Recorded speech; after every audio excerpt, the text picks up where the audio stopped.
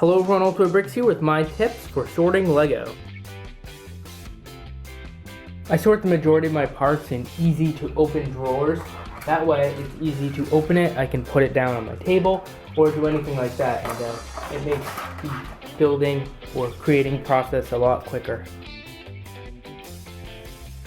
On the opposite end of that, I use the pick-a-brick cups up there, or I have one right here, and I use those to sort harder to get pieces. So I have like these pieces, they're like weird glass pieces that I don't regularly use, of course. It's not like just like a quick piece you could add to something. It's like a kind of like a centerpiece of any creation. So, you know, if I'm gonna be building something with this, it's got to be something like, you know, bigger. So it's not something that I just want to be able to quickly grab.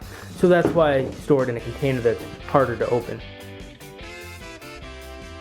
Another thing is bulk pieces. So for these pieces that are in here, I've sorted them out and decided that I had enough of them that it was worth putting them in large containers. So right here, this is just the way I sort these pieces. I mean, everyone's gonna do them differently, but this is 2x2 pieces. So any color and modified. So these ones are modified. These ones are modified. These ones are clear, unmodified, and then these ones are modified. This one has modified with a hook. So no matter what it is, I still keep it in here, and that's the way I did it for those. And then for this big bin right here, I decided to put all 2x or larger plates in there. So that's kind of the way I decided to do it with these large bins. Next, something I think that is really helpful is to set aside printed / decorated pieces. So right here I have printed and decorated pieces. Got a huge stack of these face bricks right here. These ones, a huge stack of those just in there. Then I have this decorated Ninjago piece. You know, this one's actually a stamp, which is two windows connected together by one. So I have those in there. Then this is another stickered piece. Here's a printed one. In the future, if I end up with a lot more of these, I'll probably set them aside. But this is actually a printed blackboard. Then there's a stickered one of those, stickered Jurassic World. So you may want to separate stickered and printed, but it's definitely worth it just to set them apart. So that way, if you ever need a decorated piece or something, you know exactly where it is. Alright, next we have sorting out minifigure parts. Now it's a good idea to keep your minifigure part sorted. It really depends on how many minifigures you have taken apart, how like big you need it. That's why a lot of sorting stuff is kind of complicated to talk about, because it really matters on how much you have.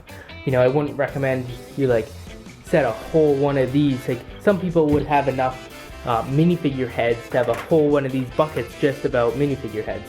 So of course, you know, it's different for a bunch of people, and some people leave all their minifigures together, so they don't have enough minifigure parts to even fill one of these.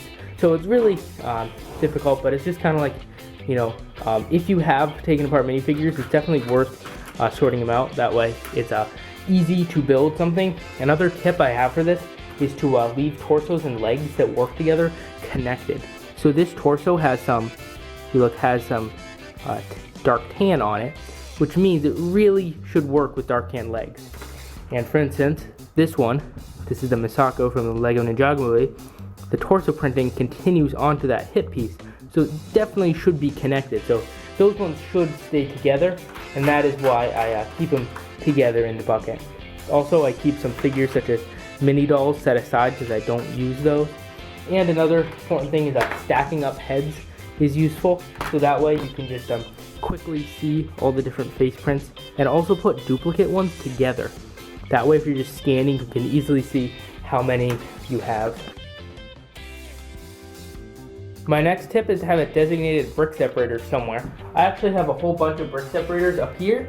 I keep them there all the time, so I always just have one on hand. So if I ever need a part, or if a part's ever difficult, I just can super quickly grab one. Alright, if you have pretty low quantities of each individual piece, kind of like me, I'd recommend that you sort by function and not by color. I don't have a whole ton of parts, so if I'm sorting by color, it really wouldn't be worth it. So you should definitely sort by function first. So this is all cheese slopes, and then next to it over here, these are all grills. So you should definitely sort by function first. And then if you have a whole ton of one piece, so say you have a whole bunch of, I don't know, jumper plates. But I only have this many. But if you have a whole ton of jumper plates, then it might be worth separating them into colors. For instance, I'll show you an example of that. Over in these two drawers, I have a whole bunch of regular 1x2s.